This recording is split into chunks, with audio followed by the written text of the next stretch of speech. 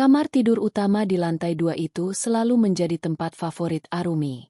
Dengan jendela besar yang menghadap ke arah taman belakang, cahaya matahari sore biasanya masuk dengan malu-malu, menyentuh spray sutra berwarna champagne yang ia pilih dengan sangat teliti. Baginya, kamar ini adalah tempat suci. Disinilah ia dan Baskara berbagi mimpi, merencanakan masa depan, dan melepas lelah setelah seharian bergelut dengan dunia bisnis yang keras. Namun, sore itu, ketika Arumi baru saja pulang dari perjalanan bisnis 3 hari ke Surabaya, ada sesuatu yang terasa menyimpang. Begitu ia melangkah melewati pintu kayu jati yang kokoh itu, indera penciumannya segera menangkap sebuah anomali. Udara di dalam kamar tidak beraroma lavender, minyak esensial yang selalu ia nyalakan sebelum pergi. Sebaliknya, ada jejak aroma parfum lain yang tertinggal, sesuatu yang manis, berat, dengan sentuhan patchouli yang terlalu menyengat. Aroma yang tidak pernah menjadi koleksi Arumi, dan jelas bukan aroma maskulin milik Baskara. Arumi mematung di ambang pintu. Jantungnya berdegup sedikit lebih kencang. Sebuah firasat buruk mulai merayap di tengkuknya. Ia mencoba meredam kecurigaan itu dengan logika.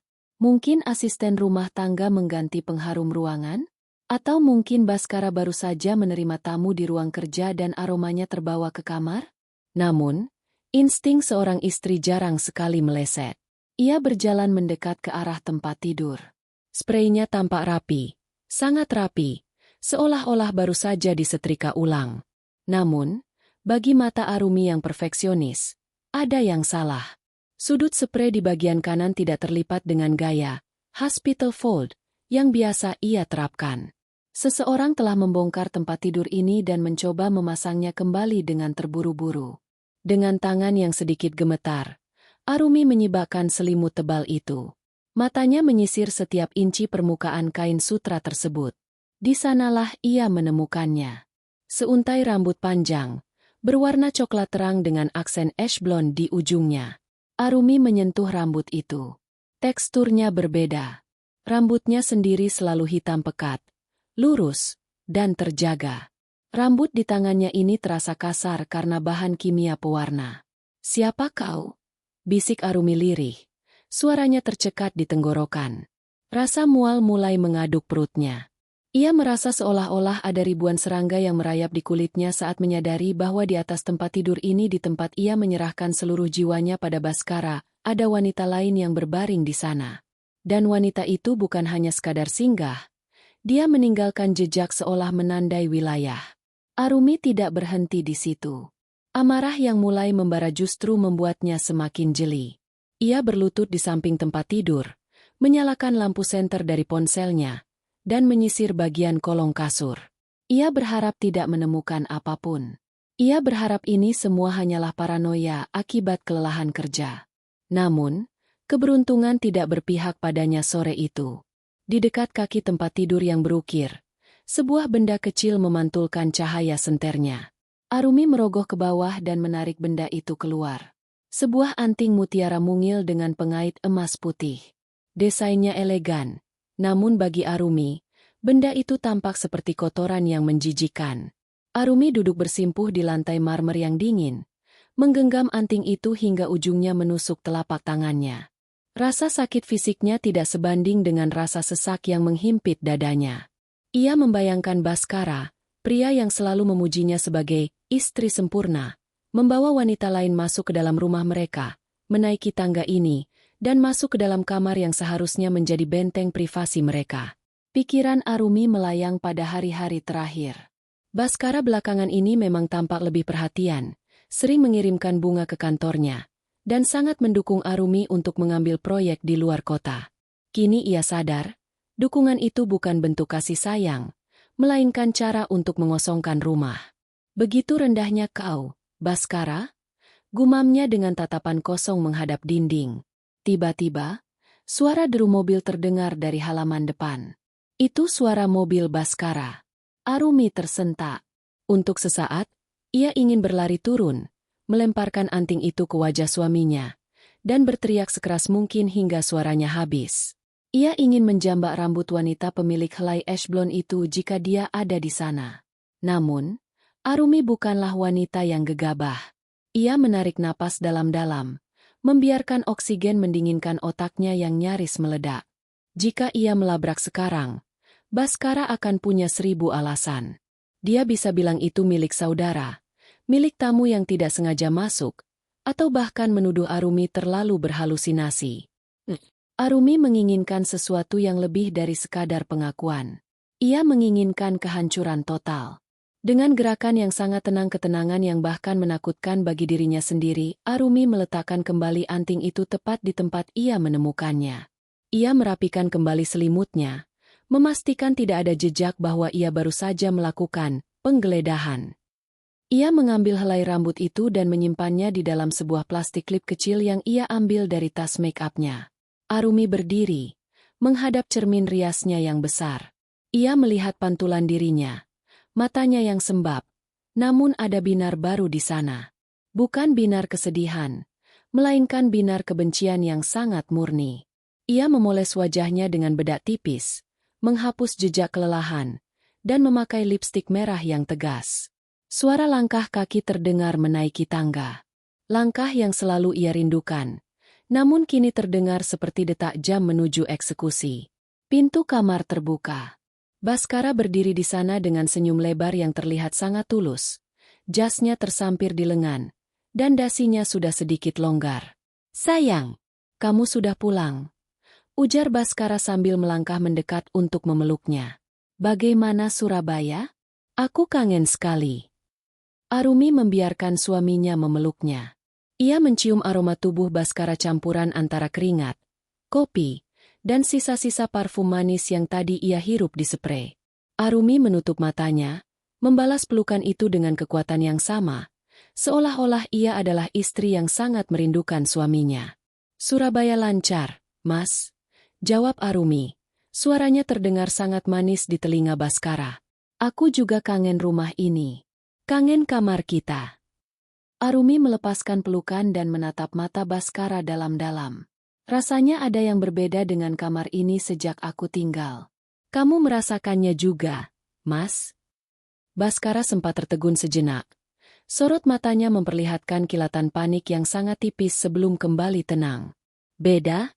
Ah, mungkin karena aku jarang menyalakan aromaterapi kalau kamu tidak ada. Sepi rasanya." Arumi tersenyum, sebuah senyuman yang tidak mencapai matanya. "Mungkin saja. Oh ya, aku merasa sangat lelah.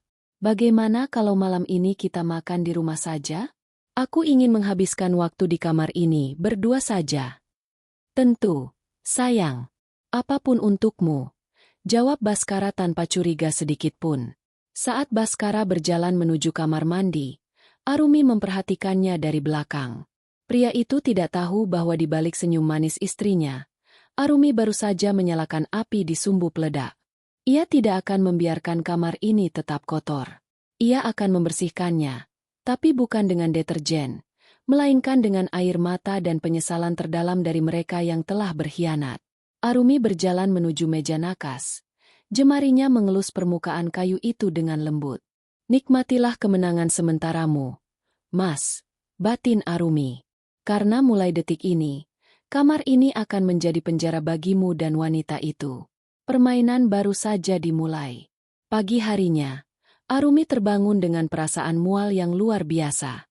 Bukan karena sakit fisik, melainkan karena aroma tubuh Bhaskara yang memeluknya dari belakang terasa seperti racun yang meresap ke pori-porinya. Setiap embusan napas suaminya di tengkuk Arumi membuatnya ingin berteriak dan menyayat kulitnya sendiri agar bersih dari sisa-sisa sentuhan pria itu. Namun, Arumi tetap diam. Ia memejamkan mata rapat-rapat, mengatur napasnya agar tetap teratur, berpura-pura masih terlelap dalam mimpi indah yang sebenarnya sudah berubah menjadi mimpi buruk paling kelam. Setelah Bhaskara berangkat ke kantor dengan ciuman di dahi yang kini terasa seperti cap pengkhianatan, Arumi memulai misinya. Ia tidak pergi ke kantornya sendiri. Ia menghubungi asisten pribadinya dan membatalkan semua jadwal pertemuan dengan alasan kesehatan.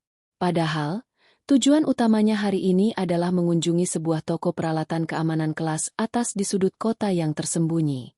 Arumi keluar dari toko itu dengan sebuah kantong kertas polos berisi beberapa perangkat canggih yang harganya setara dengan sebuah tas mewah keluaran desainer ternama.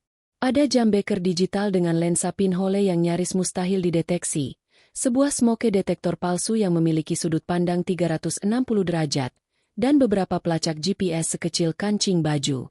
Kembali ke rumah, Arumi bekerja dengan presisi seorang ahli bedah. Ia menaiki tangga menuju kamar utama dengan jantung yang berdegup kencang, bukan karena takut, melainkan karena adrenalin yang dipacu oleh kemarahan. Ia memasang jam beker itu di atas nakas, tepat di samping foto pernikahan mereka yang memperlihatkan keduanya tersenyum bahagia, sebuah ironi yang menyakitkan. Smoke detektor dipasangnya di plafon, memberikan sudut pandang yang sempurna ke seluruh area tempat tidur. "Mari kita lihat seberapa jauh kalian berani mengotori tempat ini," bisik Arumi sambil mencoba sudut pandang kamera melalui aplikasi rahasia di ponselnya. Gambar yang muncul di layar sangat jernih. Ia bisa melihat setiap detail serat kain sprei yang kemarin ia tangisi. 2 hari kemudian, Arumi menciptakan kesempatan itu. Ia berpamitan pada Baskara untuk pergi ke Bandung selama 2 malam guna meninjau pembukaan cabang baru. Baskara, dengan aktingnya yang luar biasa, menunjukkan raut wajah sedih. Ia bahkan membawakan koper Arumi sampai ke mobil dan mengecup pipinya lama. "Hati-hati di jalan, sayang. Cepat pulang, ya. Rumah ini terasa kosong tanpa kamu," ucap Baskara dengan nada yang begitu meyakinkan sehingga jika Arumi tidak menemukan anting itu, ia pasti akan kembali luluh. "Aku akan segera pulang, Mas. Jaga dirimu baik-baik," jawab Arumi, memberikan senyum misterius yang tidak dimengerti Baskara. Arumi tidak benar-benar ke Bandung. Ia menyewa sebuah kamar di hotel butik yang hanya berjarak 15 menit dari rumahnya. Di sana, di dalam kegelapan kamar hotel, Arumi duduk di sofa dengan tablet di pangkuannya. Matanya terpaku pada layar yang menampilkan siaran langsung dari kamar tidurnya. Jam menunjukkan pukul 9 malam ketika notifikasi sensor gerak di ponselnya berbunyi. Jantung Arumi seolah berhenti berdetak sesaat. Ia membuka aplikasi itu. Di layar, ia melihat pintu kamar utamanya terbuka. Baskara masuk. Ia tidak sendirian. Seorang wanita dengan rambut coklat terang persis seperti helai rambut yang Arumi simpan masuk mengekor di belakangnya. Wanita itu mengenakan gaun merah ketat yang sangat provokatif. Selina. Arumi mengenali wajah itu. Dia adalah salah satu manajer pemasaran ambisius di perusahaan mitra yang baru saja menandatangani kontrak besar dengan perusahaan Baskara. Arumi menyaksikan dengan mata kepala sendiri bagaimana Baskara merengkuh pinggang Selina dengan posesif. Tidak ada keraguan, tidak ada rasa bersalah di wajah suaminya. Mereka tertawa, saling menggoda, dan mulai melakukan hal-hal yang membuat Arumi ingin menghancurkan tablet di tangannya. "Jadi, ini istrimu yang sempurna itu." Suara Selina terdengar melalui mikrofon tersembunyi. Nadanya penuh nada menghina saat ia menyentuh parfum Arumi di meja rias. Seleranya terlalu klasik. Membosankan. Baskara terkekeh, menarik Selina ke dalam pelukannya. "Jangan bahas dia. Dia sedang di Bandung, sibuk dengan dunianya sendiri. Malam ini hanya ada kita, Selina. Di tempat tidur ini, aku tidak butuh wanita yang sempurna. Aku butuh kamu." Kalimat itu menghujam jantung Arumi seperti belati yang diputar-putar. Air mata mengalir deras di pipinya. Namun ia tidak mengeluarkan suara. Ia merekam setiap detik, setiap desahan, dan setiap pengkhianatan yang terjadi di atas spray sutranya. Ia menonton bagaimana mereka menggunakan bantal-bantalnya. Bagaimana mereka menertawakan Arumi seolah-olah dia hanyalah figuran dalam kehidupan mereka sendiri.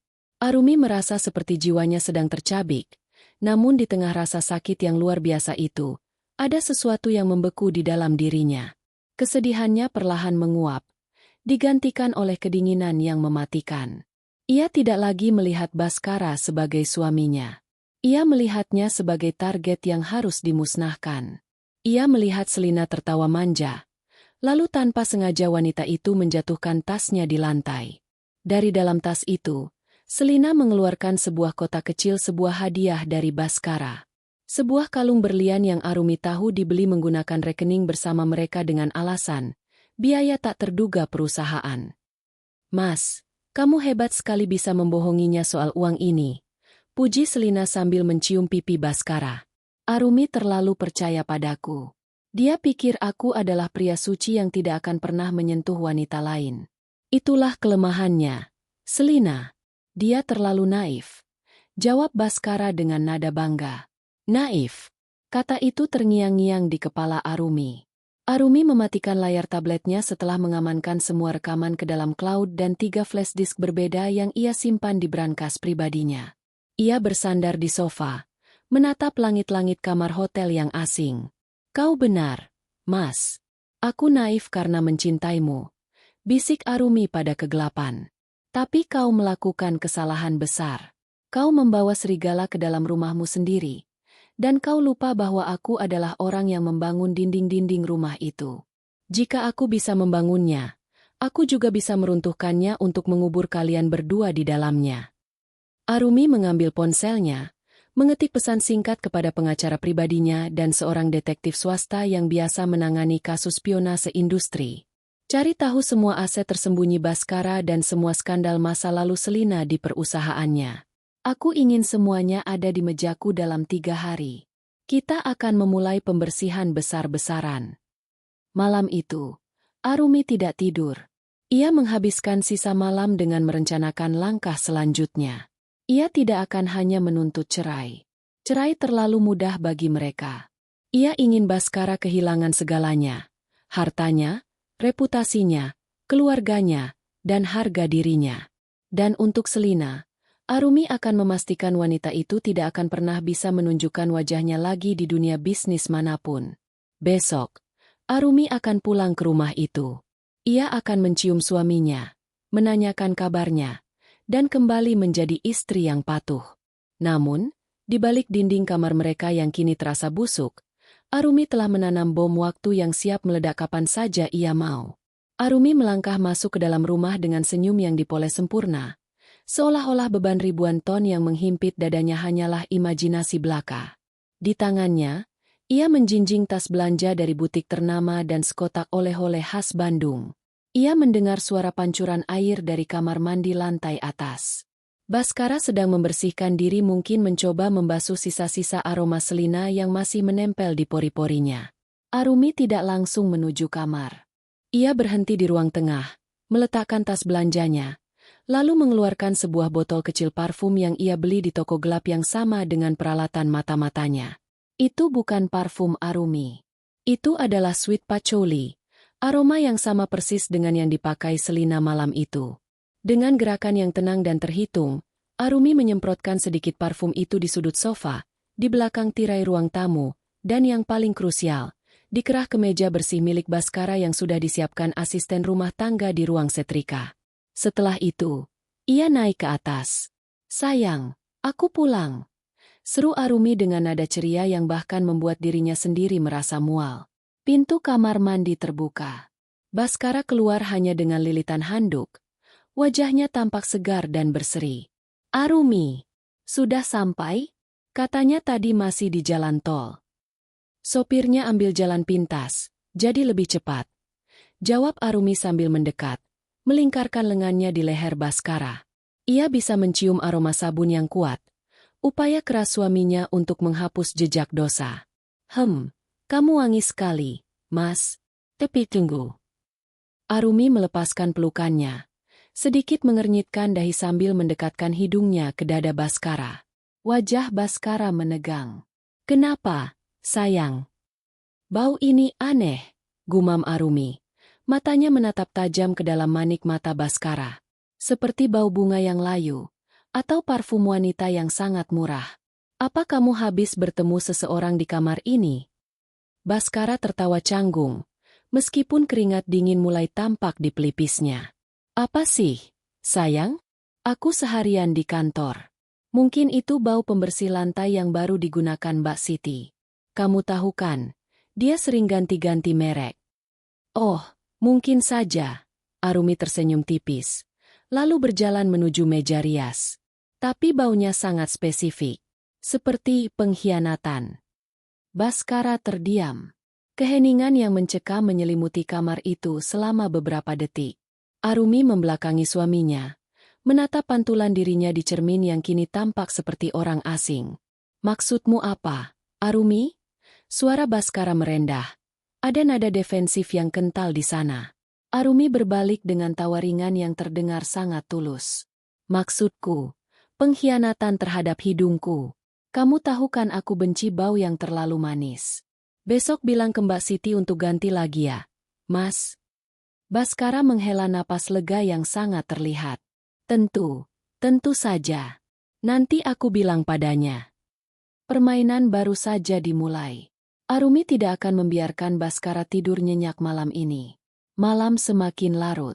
Saat Baskara sudah tertidur lelap atau setidaknya berpura-pura tidur, Arumi bangkit dari tempat tidur dengan sangat pelan. Ia mengambil anting mutiara yang ia temukan beberapa hari lalu. Ia berjalan ke arah ruang kerja pribadi Baskara di dalam kamar tersebut. Ia tidak menyembunyikan anting itu. Ia meletakkannya dengan sangat mencolok di atas tumpukan berkas penting yang harus ditandatangani Baskara besok pagi. Namun, ia menambahkan satu detail kecil. Selembar nota toko perhiasan palsu yang ia cetak sendiri, tertulis nama, Selina, dengan total harga yang fantastis. Keesokan paginya, Arumi sengaja bangun lebih awal dan menyiapkan sarapan di bawah. Ia menunggu. Tak lama kemudian, terdengar suara langkah kaki yang terburu-buru dari atas. Baskara turun dengan wajah pucat pasi. Ia memegang anting itu di tangannya. Wajahnya tampak seperti orang yang baru saja melihat hantu. Arumi, panggilnya dengan suara gemetar. Arumi menoleh dari balik meja makan, sedang menyesap kopinya dengan tenang. Ya, Mas, ada apa? Kamu terlihat seperti baru saja kehilangan seluruh sahammu. Ini anting siapa? Baskara menunjukkan mutiara kecil itu. Aku menemukannya di meja kerjaku. Dan nota ini. Selina? Siapa dia? Baskara melakukan apa yang paling dikuasainya. Gaslighting. Dia mencoba menyerang duluan sebelum dituduh. Dia berpura-pura tidak tahu seolah-olah anting itu diletakkan di sana oleh orang asing untuk memfitnahnya. Arumi meletakkan cangkirnya perlahan. Ia berdiri dan mendekati Baskara, mengambil anting itu dari tangannya. Loh, Mas? Bukankah itu anting yang kamu beli untukku? Aku melihat nota itu di laci meja kerjamu kemarin saat mencari ballpoint. Aku pikir itu kejutan untuk ulang tahun pernikahan kita bulan depan. Makanya aku letakkan di atas berkasmu agar kamu tidak lupa memberikannya padaku. Baskara tertegun. Matanya membelalak. Kejutan? Tapi, aku tidak pernah membeli ini, Arumi. Arumi memasang wajah kecewa yang sangat meyakinkan. Matanya mulai berkaca-kaca. Jadi, itu bukan untukku? Lalu nama Selina di nota itu siapa? Mas? Kamu bilang kamu tidak mengenalnya. Tapi nota itu ada di dalam laci pribadimu yang terkunci. Apa kamu sedang menyembunyikan sesuatu dariku? Tidak. Sumpah. Baskara mulai panik. Ia terjebak dalam lubang yang digalinya sendiri.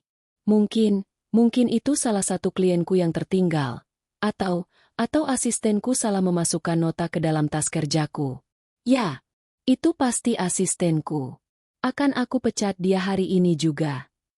Arumi mengusap air mata imajinernya. Benarkah? Tapi kenapa antingnya ada di kamar kita? Apa asistenmu juga masuk ke kamar kita saat aku tidak ada? Skakmat. Baskara kehilangan kata-kata. Ia mulai berjalan mondar-mandir di ruang makan, mencoba menyusun kebohongan baru yang lebih masuk akal. Mungkin Mbak Siti yang menemukannya di lantai bawah dan mengira itu milikmu. Lalu diletakkan di sana. Mungkin, jawab Arumi dingin. Ia tiba-tiba merubah ekspresinya menjadi datar dan tanpa emosi. Atau mungkin, Mas, kamu mulai kehilangan ingatan. Mungkin kamu terlalu lelah sampai lupa siapa saja yang sudah kamu bawa masuk ke dalam rumah ini. Arumi berbalik dan berjalan menuju dapur, meninggalkan Baskara yang berdiri mematung di tengah ruangan. Ia bisa merasakan tatapan ketakutan suaminya di punggungnya. Arumi tahu, sekarang Baskara akan menghabiskan sepanjang hari dengan menelepon Selina, bertanya-tanya apakah wanita itu sengaja meninggalkan anting dan nota tersebut untuk menghancurkan rumah tangganya. Baskara akan mulai mencurigai Selina. Selina akan mulai merasa ditekan oleh paranoia Baskara. Retakan di antara mereka mulai muncul, dan Arumi belum bahkan mengeluarkan senjata utamanya. Siang harinya, Arumi mengirimkan sebuah paket tanpa nama ke kantor Selina. Di dalamnya hanya berisi sebuah foto. Foto sprei tempat tidurnya yang masih berantakan setelah Selina dan Baskara menggunakannya, dengan tulisan tangan di belakangnya.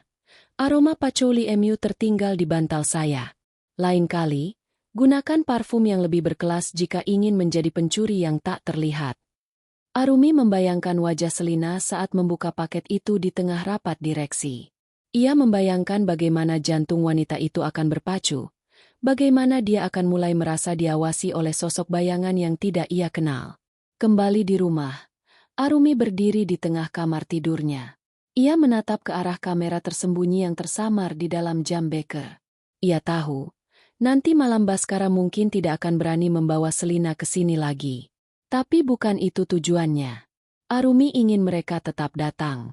Ia ingin mereka merasa tidak nyaman, merasa dihantui, hingga akhirnya mereka sendiri yang akan membongkar aib mereka di depan semua orang. Ini baru permulaan, Mas. Bisik Arumi sambil mengelus permukaan sprei sutranya yang dingin.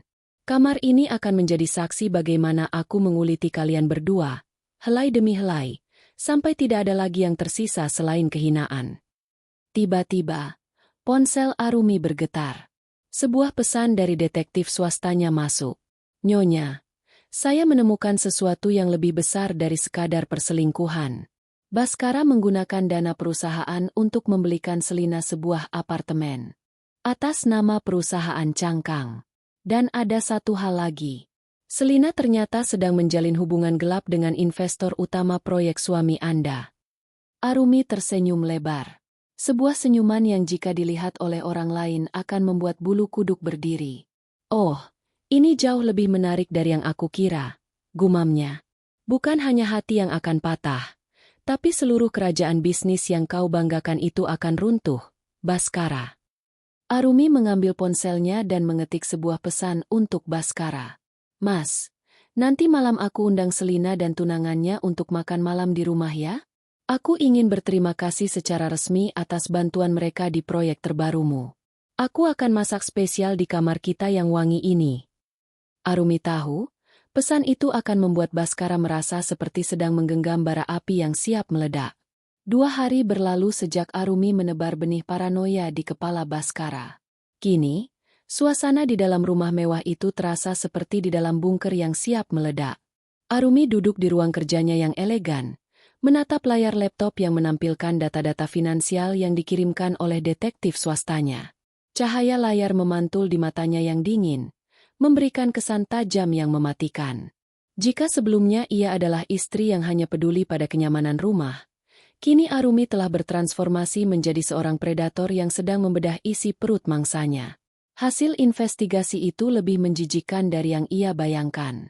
Selina, wanita yang dengan beraninya menginjakan kaki di atas sprei sutra Arumi, ternyata bukan sekadar wanita haus belayan. Dia adalah seorang oportunis profesional. Selina telah memanipulasi laporan keuangan proyek pembangunan resort yang dikelola Baskara untuk mengalirkan dana ke rekening pribadinya. Namun, kejutan terbesarnya bukan itu. Arumi menyandarkan punggungnya, menarik napas panjang saat membaca profil seorang pria bernama Gunawan Pratama. Gunawan adalah investor tunggal yang memegang 60% saham di perusahaan Baskara. Dia pria tua yang konservatif, keras, dan sangat menjaga reputasi. Dan Selina? Dia adalah tunangan resmi Gunawan yang direncanakan akan menikah akhir tahun ini. Jadi, kamu bermain di 2 kaki, Selina? Gumam Arumi dengan senyum sinis. Kamu menggunakan uang Baskara untuk kemewahanmu, dan kamu menggunakan kekuasaan Gunawan untuk mengamankan posisimu. Luar biasa. Arumi menyadari bahwa Baskara hanyalah mainan bagi Selina, seorang pria yang mudah dikendalikan dengan rayuan, sementara Gunawan adalah aset masa depannya. Baskara tidak tahu bahwa wanita yang ia puja di kamar tidurnya adalah calon istri dari pria yang bisa menghancurkan bisnisnya dalam satu kedipan mata. Arumi menutup laptopnya. Ia memutuskan untuk melakukan sesuatu yang berani. Ia tidak akan menunggu mereka di rumah. Ia ingin melihat Selina di habitat aslinya. Sore itu, Arumi mendatangi sebuah butik perhiasan eksklusif di pusat kota, tempat yang ia tahu sering dikunjungi Selina berdasarkan laporan detektifnya. Dan benar saja, di sana ia melihat wanita itu. Selina sedang mencoba sebuah kalung berlian. Tampak anggun namun menyimpan aura keangkuhan yang nyata. Arumi melangkah masuk dengan tenang. Ia mengenakan terusan hitam yang sangat elegan. Rambutnya disanggul rapi, memancarkan wibawa seorang istri konglomerat yang tak tertandingi. Pilihan yang bagus, tapi mutiaranya terlalu kecil untuk leher sepertimu. Suara Arumi memecah keheningan butik tersebut. Selina tersentak. Ia menoleh dan matanya membelalak saat mengenali siapa yang berdiri di depannya. Wajahnya yang semula penuh percaya diri mendadak pucat. Nyonya. Nyonya Arumi. Arumi tersenyum manis. Senyuman yang biasanya membuat Baskara luluh. Namun kini terasa seperti sembilu bagi Selina. Oh, kita sudah pernah bertemu di pesta kantor, bukan? Selina, manajer pemasaran yang sangat berbakat.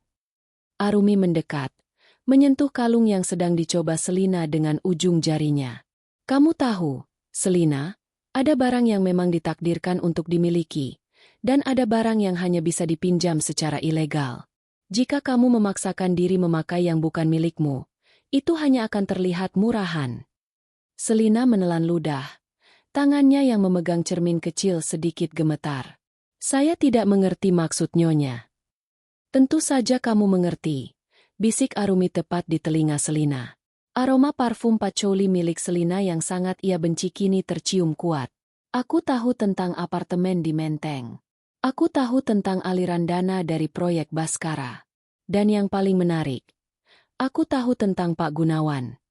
Selina hampir menjatuhkan cerminnya. Seluruh tubuhnya menegang. Ia mencoba mencari kekuatan untuk membalas. Namun sorot mata Arumi begitu mengintimidasi. Seolah-olah Arumi bisa menghancurkannya saat itu juga jika ia mau. Apa yang nyonya inginkan? Tanya Selina dengan suara tercekat. Arumi menarik diri. Kembali berdiri tegak dengan keanggunan yang sempurna. Aku tidak ingin apa-apa sekarang. Aku hanya ingin mengundangmu ke makan malam di rumah kami besok malam. Pak Gunawan juga akan hadir. Baskara sangat ingin merayakan kesuksesan kontrak baru kalian. Saya tidak bisa, bantah Selina cepat. Oh, kamu harus datang, Selina. Karena jika tidak, file yang ada di laptopku ini akan sampai ke meja Pak Gunawan sebelum matahari terbenam hari ini. Dan aku yakin, pria setua dia tidak akan memaafkan pengkhianatan, apalagi pencurian uang perusahaan. Ancam Arumi dengan nada suara yang tetap lembut, hampir seperti sedang membicarakan cuaca. Tanpa menunggu jawaban, Arumi berbalik dan melangkah keluar dari butik itu. Ia meninggalkan Selina yang mematung dengan napas memburu. Malam harinya, Arumi kembali ke rumah. Ia menemukan Baskara sedang duduk di ruang tengah dengan segelas whisky di tangannya. Wajahnya tampak kusut. Paranoia itu benar-benar menggerogotinya. Mas, panggil Arumi lembut sambil meletakkan tangannya di bahu Baskara. Baskara tersentak kaget. Oh, sayang, kamu mengagetkan aku. Maafkan aku. Aku hanya ingin memberitahu bahwa Selina dan Pak Gunawan sudah mengonfirmasi kehadiran mereka untuk makan malam besok. Ucap Arumi. Baskara hampir tersedak whiskinya. Apa? Kamu benar-benar mengundang mereka berdua? Bersamaan? Tentu saja. Bukankah mereka adalah kunci kesuksesanmu? Selina yang bekerja keras di pemasaran, dan Pak Gunawan yang memberikan modal. Aku ingin memberikan apresiasi di rumah kita, di tempat yang paling nyaman bagi kita. Arumi mengelus pipi Baskara dengan gerakan yang terlihat sangat mencintai. Tapi Arumi, Pak Gunawan itu sangat formal. Apa tidak sebaiknya di restoran saja? Baskara mencoba bernegosiasi. Ketakutan di matanya semakin terlihat jelas. Ia membayangkan Selina dan istrinya duduk di satu meja, di rumah yang ia gunakan untuk berselingkuh. Itu adalah skenario terburuk dalam hidupnya. Tidak, Mas. Di rumah lebih personal. Aku sudah menyiapkan segalanya. Bahkan aku sudah memesan catering terbaik untuk disajikan di ruang makan dekat kamar kita. Bukankah kamu bilang kamar kita adalah jantung rumah ini? Baskara tidak bisa berkata-kata lagi. Ia hanya bisa mengangguk pasrah, Sementara otaknya berputar mencari cara agar Selina tidak memberikan isyarat apapun di depan Arumi, dan agar Arumi tidak mencurigai apapun di depan Pak Gunawan. Arumi berjalan menuju tangga. Namun sebelum menapakkan kaki di anak tangga pertama, ia menoleh. "Oh ya Mas, aku mengganti semua spray di kamar kita hari ini. Aku membuang yang lama karena aromanya benar-benar tidak bisa hilang. Kamu tidak keberatan kan?" Baskara hanya menggeleng lemah. Tangannya gemetar memegang gelas whisky. Di dalam kamar, Arumi mengunci pintu. Ia membuka sebuah laci rahasia dan mengeluarkan sebuah flash disk merah. Di dalamnya terdapat video dari malam ketika Baskara dan Selina menertawakan kenaifannya.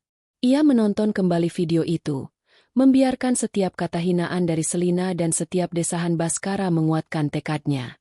"Kalian pikir aku naif?" bisik Arumi pada layar. "Kalian akan melihat bagaimana si naif ini membakar seluruh dunia kalian hanya dengan satu gerakan jari." Arumi kemudian mengambil sebuah amplop besar. Ia memasukkan beberapa dokumen fotokopi bukti transfer ilegal dan foto-foto kemesraan Baskara dan Selina yang diambil oleh detektifnya. Ia menulisi amplop itu dengan nama Pak Gunawan Pratama. Ia tidak akan memberikan amplop itu sekarang. Ia akan memberikannya di puncak acara besok malam, tepat setelah ia mempermalukan mereka di depan satu sama lain. Arumi ingin melihat ekspresi Baskara saat ia menyadari bahwa wanita yang ia selingkuhi adalah milik orang yang bisa memiskinkannya. Dan ia ingin melihat Selina kehilangan segalanya, karir, kekasih gelap, dan tunangan kaya rayanya dalam satu malam yang sama. Besok adalah hari pembersihan. Dan Arumi akan memastikan setiap sudut rumahnya, terutama kamarnya, kembali suci dari noda-noda pengkhianatan itu. Malam itu, rumah mewah milik Arumi dan Baskara tampak seperti sebuah kastel yang bersinar dari kejauhan. Lampu-lampu kristal dinyalakan, memberikan pendar keemasan pada dinding-dinding marmer. Namun, di balik kemewahan itu, ada hawa dingin yang menusuk tulang. Arumi berdiri di depan cermin besar di kamarnya, mengenakan gaun sutra berwarna hitam pekat yang memeluk tubuhnya dengan sempurna. Bibirnya dipulas lipstik merah darah, memberikan kesan berani sekaligus mematikan. Ia menoleh ke arah tempat tidur yang sudah dilapisi sprei baru berwarna putih bersih. Putih yang suci, namun bagi Arumi, itu adalah kanvas kosong yang sebentar lagi akan ia lumuri dengan noda kehancuran mereka. "Sayang, mereka sudah datang." Suara Baskara terdengar dari balik pintu. Suaranya bergetar. Ada nada ketakutan yang berusaha ia sembunyikan di balik nada bicara yang dibuat sesantai mungkin. Arumi tersenyum pada pantulannya sendiri. "Aku segera turun, Mas." Di ruang makan, suasananya begitu tegang hingga suara denting sendok yang bersentuhan dengan piring porselen terdengar seperti ledakan kecil. Pak Gunawan Pratama duduk di ujung meja dengan wibawa yang mengintimidasi. Di sampingnya, Selina duduk dengan gelisah. Ia mengenakan gaun yang sangat tertutup, berusaha menyembunyikan identitas wanita penggoda yang selama ini ia perankan di kamar ini. Sementara itu, Baskara duduk di hadapan Gunawan. Tangannya terus-menerus mengelap keringat di dahinya dengan sapu tangan. Arumi melangkah menuruni tangga dengan keanggunan seorang ratu. Ia menyapa Pak Gunawan dengan hangat, lalu beralih ke Selina. "Selina, senang sekali kamu bisa datang. Kamu terlihat sangat berbeda malam ini." "Lebih sopan," ujar Arumi sambil memberikan tekanan halus pada kata, "sopan." Selina hanya bisa tersenyum kaku. "Terima kasih, Nyonya Arumi. Suatu kehormatan bisa diundang ke sini." "Oh, jangan panggil Nyonya. Kita kan sudah seperti keluarga. Bukan begitu, Mas?" Arumi menoleh ke arah Baskara, memberikan tatapan yang membuat suaminya itu hampir menjatuhkan gelas anggurnya. "Iya, tentu saja," sahut Baskara cepat. Makan malam dimulai. Arumi menyajikan menu yang sangat spesifik. Hidangan pembukanya adalah asparagus dengan saus yang sedikit pahit. "Aku sengaja memilih menu yang sedikit pahit malam ini." Arumi memulai percakapan sambil memotong sayurannya dengan sangat presisi. "Karena menurutku, hidup tidak selalu manis. Terkadang, kepahitan yang disembunyikan justru jauh lebih berbahaya jika meledak secara tiba-tiba." Pak Gunawan mengangguk setuju. "Filosofi yang menarik, Nyonya Arumi. Persis seperti bisnis.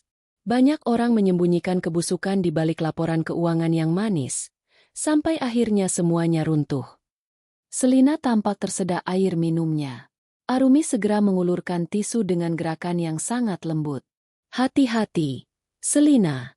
Jangan terburu-buru. Kita punya sepanjang malam untuk menikmati ini. Setiap kata yang keluar dari mulut Arumi adalah sebuah peluru tersembunyi. Ia mulai bercerita tentang betapa ia mencintai rumah ini, terutama kamar utamanya. Pak Gunawan, Anda tahu? Kamar kami adalah tempat yang paling suci bagi saya. Saya selalu memastikan tidak ada energi negatif yang masuk ke sana. Ucap Arumi sambil menatap Selina tepat di matanya. Tapi belakangan ini, saya merasa ada aroma yang asing. Seperti ada serangga yang menyelinap masuk dan mencoba merusak apa yang sudah saya bangun selama bertahun-tahun. Baskara berdehem keras, mencoba mengalihkan pembicaraan. Bagaimana kalau kita bahas rencana ekspansi di Surabaya? Pak Gunawan? Saya rasa itu lebih menarik. Namun, Gunawan tampak lebih tertarik pada pembicaraan Arumi. Serangga apa yang Anda maksud, Nyonya? Serangga yang merasa dirinya cantik karena memakai perhiasan hasil curian. Pak, jawab Arumi tenang. Serangga yang lupa bahwa meskipun dia berada di tempat tidur seorang raja, dia tetaplah seekor hama yang harus dibasmi. Wajah Selina kini benar-benar pucat pasi. Ia melirik ke arah Baskara, memohon bantuan lewat tatapan mata, namun Baskara sendiri sedang sibuk menatap piringnya seolah-olah itu adalah hal paling menarik di dunia. Baskara sadar, Arumi sedang bermain kucing-kucingan dengan mereka, dan dia tidak punya kekuatan untuk menghentikannya. Omong-omong soal perhiasan, Arumi melanjutkan. Selina, aku sangat menyukai anting mutiara yang kamu pakai di butik tempo hari. Sangat cocok denganmu. Mas Baskara, bukankah kamu juga suka mutiara? Seingatku, kamu pernah bilang kalau mutiara melambangkan kesucian yang tersembunyi. Baskara merasa jantungnya berhenti berdetak. Ia tahu anting itu adalah anting yang ia belikan untuk Selina menggunakan uang perusahaan. Dan ia juga tahu Arumi sudah menemukannya. Aku tidak ingat pernah bilang begitu. Jawab Baskara dengan suara yang nyaris hilang. Benarkah? Mungkin kamu lupa karena terlalu banyak hal yang kamu pikirkan belakangan ini. Arumi menyesap anggur merahnya perlahan. Termasuk soal apartemen di Menteng yang baru saja kamu beli atas nama perusahaan, kan? Kini giliran Pak Gunawan yang mengernyitkan dahi. Apartemen di Menteng? Atas nama perusahaan? Baskara, seingat saya kita tidak ada rencana pembelian aset di sana tahun ini. Baskara mulai gemetar. Itu hanya investasi kecil, Pak. Rencananya untuk mes karyawan tingkat manajer. Manajer seperti Selina? Potong Arumi cepat. Suasana ruang makan mendadak membeku. Pak Gunawan menatap Baskara dan Selina bergantian dengan tatapan penuh kecurigaan. Sebagai pria yang sudah puluhan tahun malang melintang di dunia bisnis, dia mulai menangkap sinyal-sinyal yang tidak beres. Ada ketegangan yang tidak wajar antara calon istrinya dan mitra bisnisnya itu. Apa yang sebenarnya terjadi di sini? Tanya Gunawan dengan suara berat yang penuh ancaman. Arumi meletakkan serbetnya di atas meja dengan tenang. Ia berdiri, memancarkan aura kemenangan yang tak terbantahkan. Sabar, Pak Gunawan. Saya tidak ingin merusak makan malam yang lezat ini dengan kata-kata saja, ujar Arumi. Saya punya sesuatu yang jauh lebih berharga untuk ditunjukkan kepada Anda semua. Sebuah dokumentasi tentang kerja keras Mas Baskara dan Selina selama saya tidak ada di rumah. Arumi menoleh ke arah suaminya yang kini sudah lemas di kursi. Mas, ingatkah kamu saat kamu bilang ingin menunjukkan video perjalanan cinta kita di layar besar tadi? Aku rasa, ini adalah waktu yang tepat. Arumi, jangan. Bisik Baskara lirih. Matanya menyiratkan keputusasaan yang luar biasa. Kenapa, Mas? Bukankah kejujuran adalah dasar dari hubungan kita? Dan bukankah Pak Gunawan berhak tahu dengan siapa dia akan membagi hartanya dan hidupnya? Arumi tersenyum manis. Namun matanya memancarkan api kebencian yang siap membakar siapa saja. Selina mencoba berdiri. Saya rasa saya harus pergi. Saya tidak enak badan. Duduk kembali, Selina. Perintah Gunawan dengan nada suara yang tidak menerima bantahan. Pria tua itu kini sudah sepenuhnya waspada. Arumi berjalan menuju remote control yang ada di meja nakas dekat ruang tengah yang terhubung dengan proyektor besar. Mari kita pindah ke area hiburan. Saya sudah menyiapkan sebuah film pendek yang sangat spesial. Judulnya, Pengkhianatan di Balik Spray Sutra.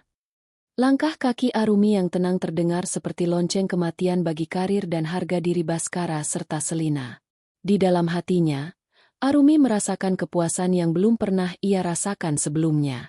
Ia telah menyiapkan panggung, ia telah mengatur semua aktornya, dan kini saatnya tirai dibuka untuk pertunjukan yang akan menghancurkan hidup mereka selamanya. Mereka semua berjalan menuju area proyektor dengan langkah yang berat bagi sebagian orang, dan langkah yang ringan bagi Arumi. Arumi melirik ke arah tangga menuju kamarnya.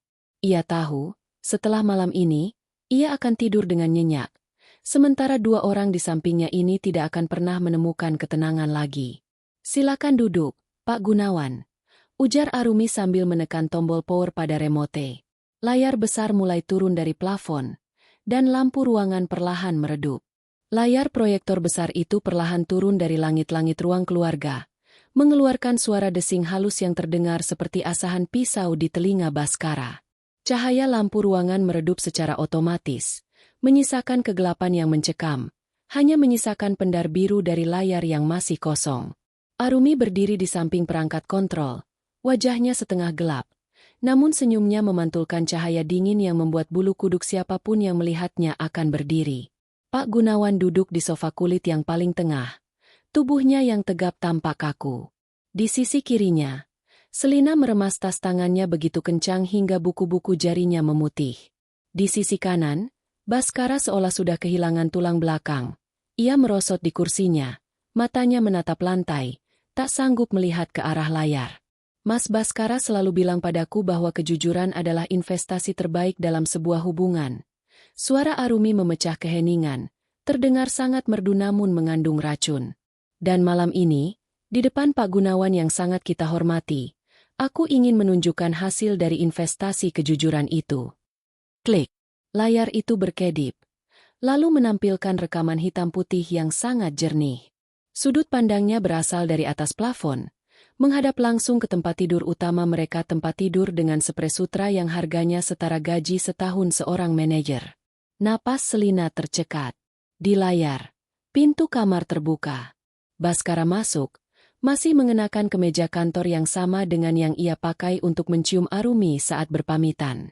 Di belakangnya, Selina masuk dengan tawa yang centil, tangannya dengan berani menarik dasi Bhaskara. Itu pasti editan. Arumi, apa-apaan ini? Teriak Bhaskara tiba-tiba, mencoba berdiri untuk merebut remote dari tangan istrinya. Duduk, Bhaskara. Suara Pak Gunawan menggelegar, sangat berat dan penuh otoritas. Pria tua itu tidak menoleh sedikit pun dari layar. Matanya yang tajam mengunci setiap pergerakan di video tersebut. Bhaskara terhempas kembali ke kursinya. Wajahnya kini sewarna kertas abu-abu. Di layar, rekaman itu terus berlanjut. Audio yang terekam sangat jelas berkat teknologi mikrofon Neschanceling yang Arumi pasang. Suara tawa Selina memenuhi ruangan, memantul di dinding-dinding marmer yang dingin. Mas, bagaimana kalau istrimu yang suci itu tiba-tiba pulang? Suara Selina di dalam video terdengar sangat jelas. Ia tampak sedang duduk di atas tempat tidur Arumi, dengan sengaja menumpahkan sedikit wine ke spray sutra itu. Jangan khawatir, sayang. Suara Bhaskara di layar menyahut. Ia sedang membuka kancing kemejanya sambil mendekati Selina. Dia itu naif. Dia pikir aku ke Surabaya untuk urusan proyek. Padahal, uang proyek itu sudah aku pindahkan ke rekening apartemenmu. Dia tidak akan pernah tahu. Arumi terlalu sibuk menjadi istri sempurna, sampai dia lupa bagaimana cara mencurigai suaminya. Arumi melirik ke arah suaminya yang asli di dunia nyata. Bhaskara kini menutupi wajahnya dengan kedua tangan. Bahunya gemetar hebat. Namun, kejutan sesungguhnya baru saja dimulai. Di layar, Selina terlihat tertawa mengejek sambil membelai wajah Bhaskara. Lalu bagaimana dengan tunangan tuaku itu? Pak Gunawan? Kamu tidak takut kalau dia tahu uangnya kamu pakai untuk menyenangkanku? Baskara di dalam video tertawa sinis. Sebuah tawa yang tidak pernah Arumi dengar sebelumnya. Si tua bangka itu? Dia sudah terlalu pikun untuk memeriksa aliran dana sedetail itu. Selama kita memberinya laporan yang terlihat hijau, dia akan terus mengucurkan dana. Lagi pula, dia pikir kamu adalah wanita terhormat yang akan menjaga martabatnya. Dia tidak tahu kalau tiap malam kita menertawakannya di tempat tidur ini. Hening. Keheningan di ruang keluarga itu terasa jauh lebih mengerikan daripada suara teriakan manapun. Pak Gunawan perlahan berdiri. Wajahnya yang semula merah padam karena marah, kini berubah menjadi sangat tenang, ketenangan yang menandakan badai yang akan menghancurkan segalanya. Ia menoleh ke arah Selina yang kini sudah bersimpuh di lantai, menangis histeris sambil mencoba memegang kaki Gunawan. Pak, itu tidak benar, dia menjebak saya. Arumi menjebak saya. Gunawan tidak menendang wanita itu. Ia hanya menarik kakinya dengan rasa jijik yang luar biasa, seolah-olah Selina adalah seonggok sampah yang tak sengaja menempel di sepatunya.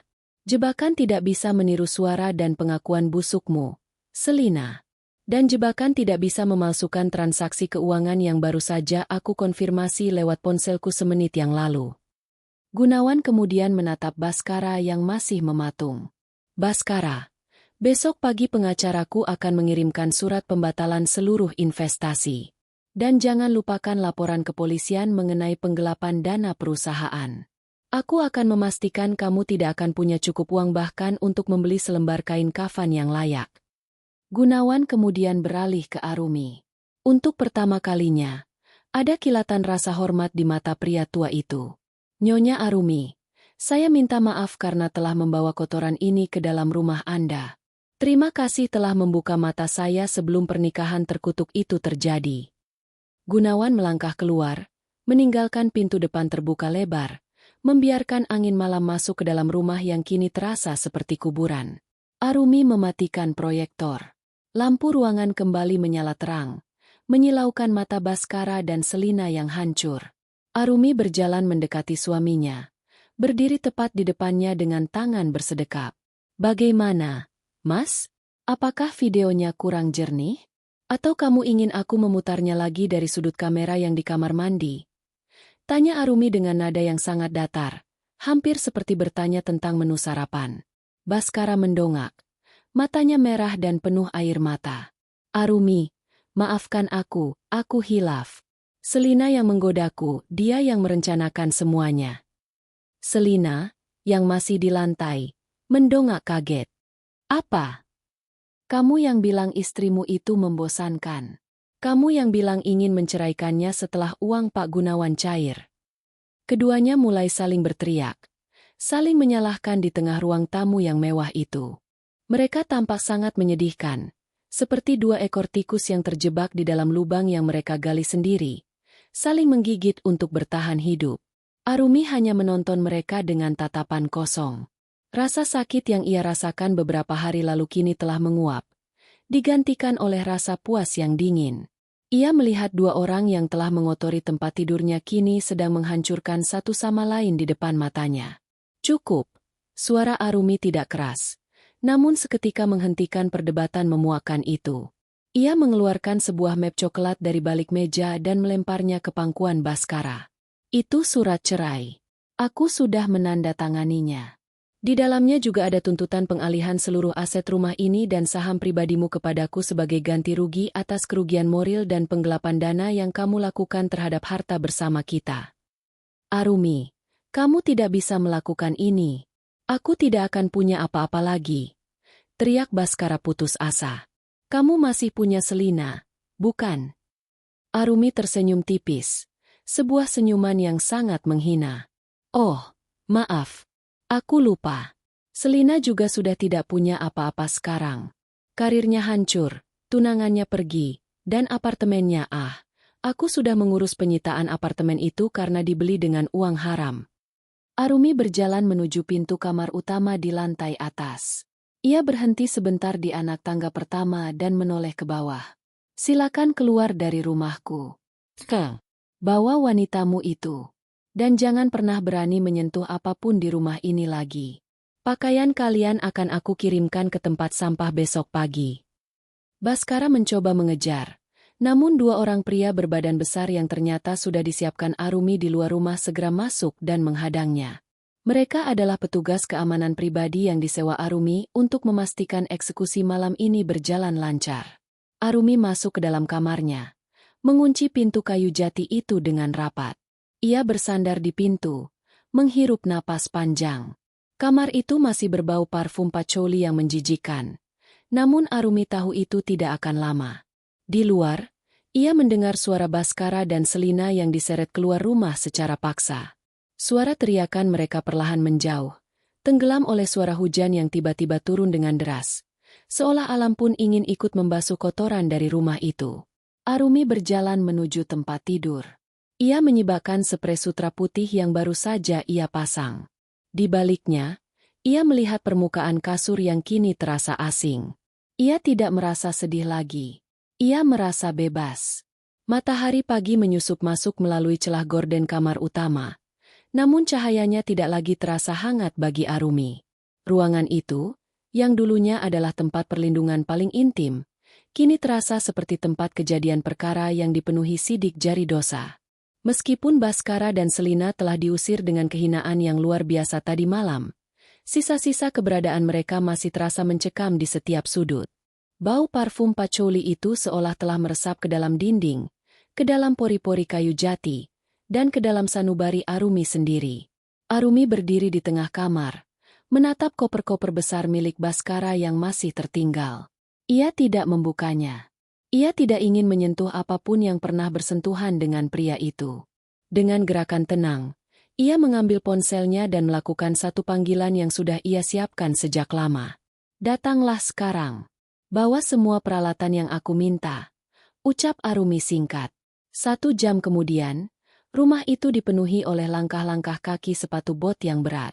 Sekelompok pria berseragam khusus masuk ke dalam kamar utama. Mereka bukan agen kebersihan biasa. Mereka adalah tim renovasi total dan penghancur interior.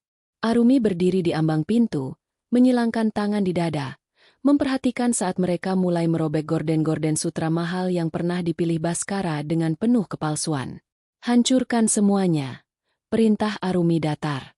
"Jangan sisakan 1 inci pun dari dekorasi lama. Wallpaper, lantai parket, hingga plafon bongkar semua." Suara dentuman palu yang menghantam dinding terdengar seperti musik di telinga Arumi. Setiap retakan pada beton seolah-olah adalah retakan pada rantai yang selama ini membelenggunya dalam kenaifan. Para pekerja mulai mengangkut tempat tidur besar itu, kasur yang menjadi saksi bisu pengkhianatan berkali-kali. Arumi memperhatikan saat mereka membawanya keluar menuju halaman belakang yang luas. Di sana, sebuah lubang besar telah digali. Arumi melangkah keluar ke area taman, memegang sebuah korek api perak di tangannya. Kasur itu dilemparkan ke dalam lubang, disusul dengan bantal-bantal, spray-spray mewah, dan seluruh pakaian Baskara yang masih tersisa di lemari. Tak lupa, koleksi tas-tas mahal yang pernah Selina tinggalkan saat ia terburu-buru melarikan diri semalam juga dilemparkan ke tumpukan itu. Arumi menyiramkan cairan pemantik ke atas tumpukan tersebut. Bau minyak tanah menyengat, bercampur dengan aroma bunga di taman. Ia teringat bagaimana Baskara dulu sering memujinya di kamar ini, mengatakan bahwa Arumi adalah segalanya baginya. Kini, ia menyadari bahwa kata-kata itu hanyalah bensin yang membakar kepercayaan yang ia miliki. Klik. Api kecil muncul dari korek perak itu. Arumi menjatuhkannya ke tengah tumpukan. Wus! Lidah api merah jingga seketika menjilat udara, membumbung tinggi ke langit biru. Asap hitam mengepul, membawa serta partikel-partikel masa lalu yang busuk. Arumi menatap kobaran api itu tanpa berkedip. Panasnya menerpa wajahnya. Namun ia tidak mundur. Ia merasa seolah-olah api itu tidak hanya membakar benda-benda mati, tetapi juga membakar rasa sakit, penghinaan, dan sisa-sisa cinta yang sempat tertinggal di hatinya. Di tengah kobaran api, Arumi melihat sebuah foto pernikahan mereka yang ikut terbakar. Wajah Baskara perlahan menghitam, melepuh, dan berubah menjadi abu. Wajahnya sendiri di foto itu juga ikut hilang, menandakan berakhirnya sosok Arumi yang naif. Ponselnya bergetar di saku gaunnya.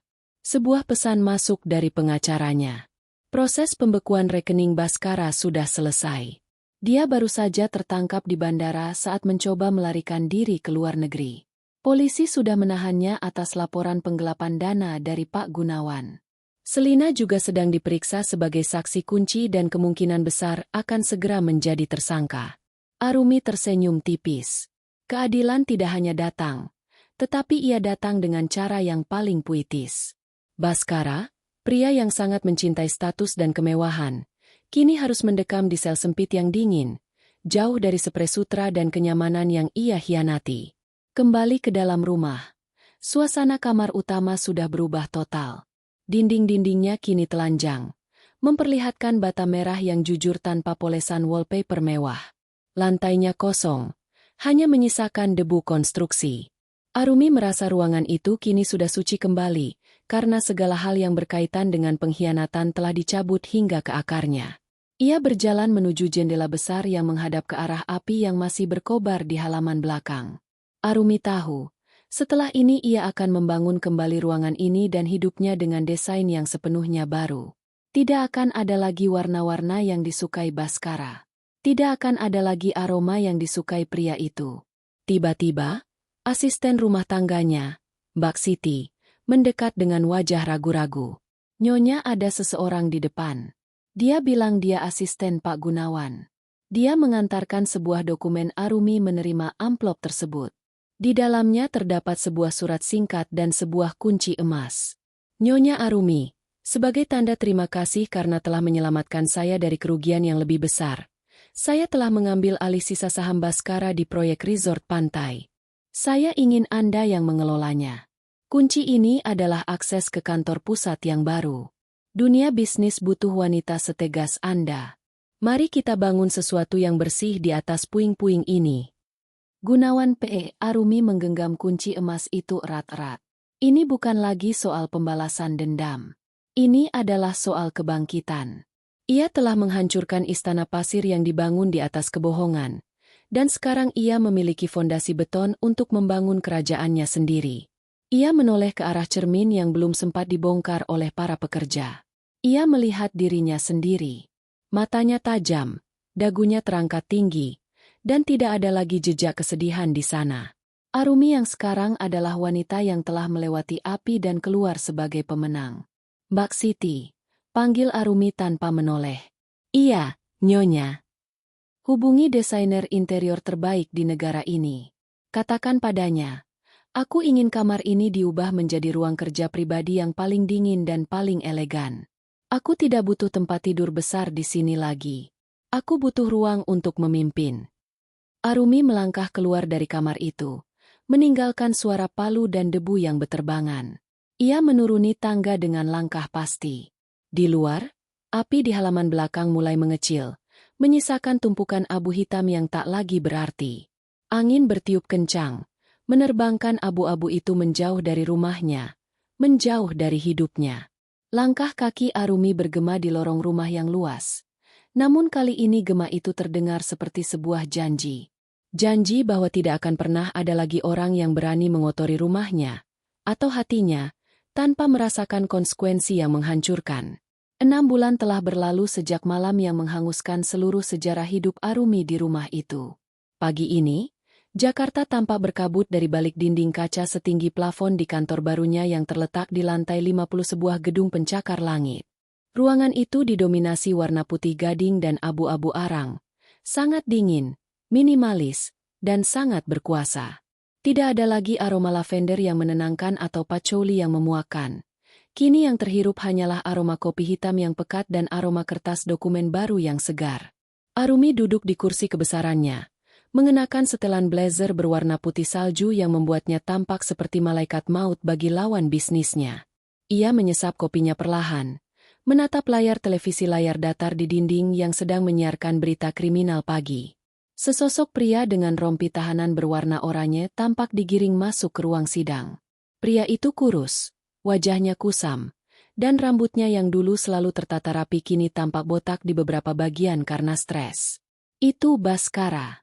Di belakangnya, Selina menyusul dengan wajah yang ditutupi masker dan kacamata hitam besar. Namun semua orang tahu itu dia wanita yang kini menjadi paria di kalangan sosialita dan dunia profesional. Arumi menekan tombol mute pada remote. Ia tidak butuh mendengar suara mereka.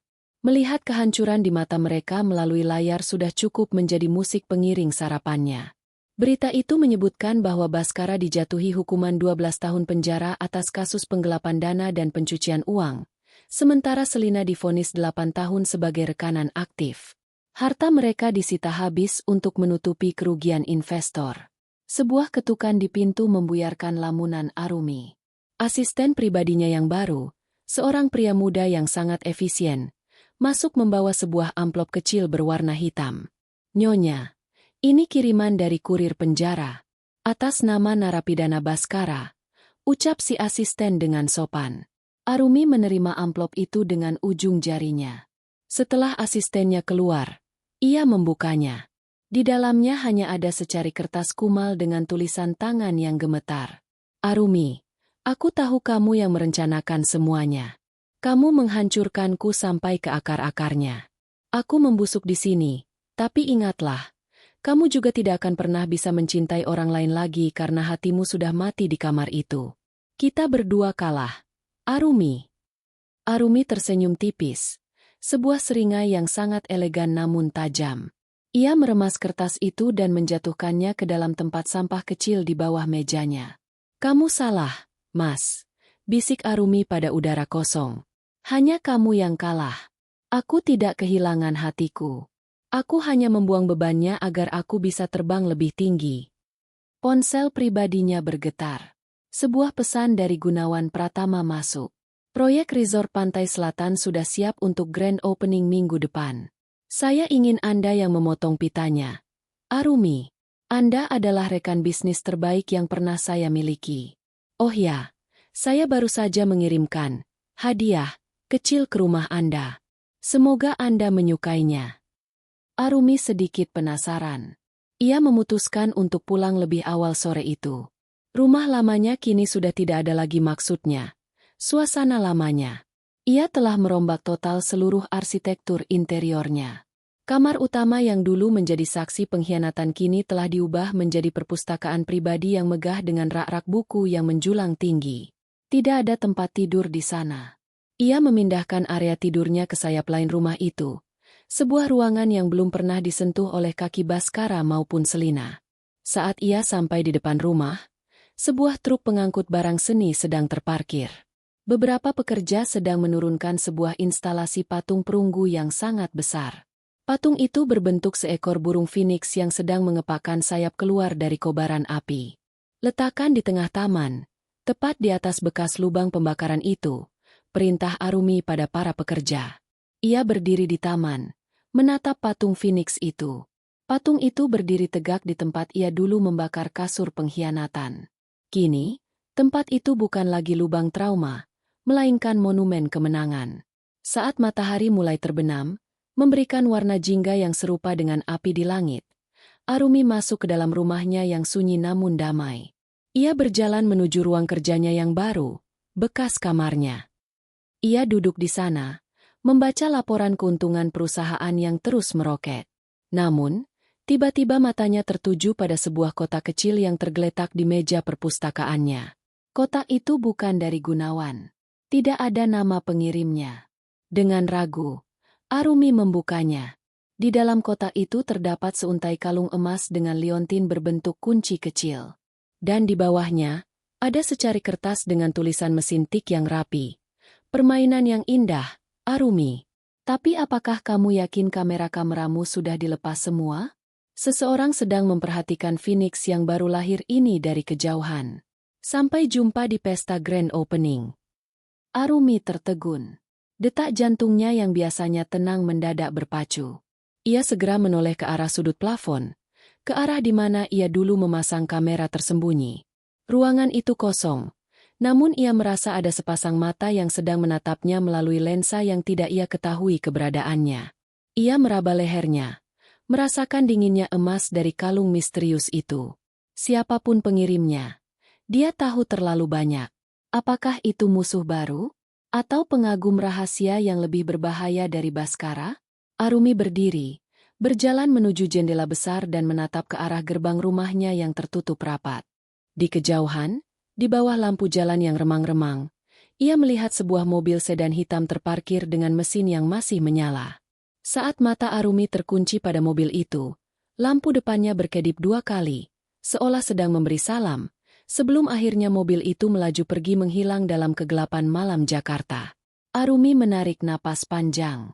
Ia menutup gorden sutra barunya yang berwarna perak. Jika ini adalah babak baru dalam hidupnya, maka ia sudah siap.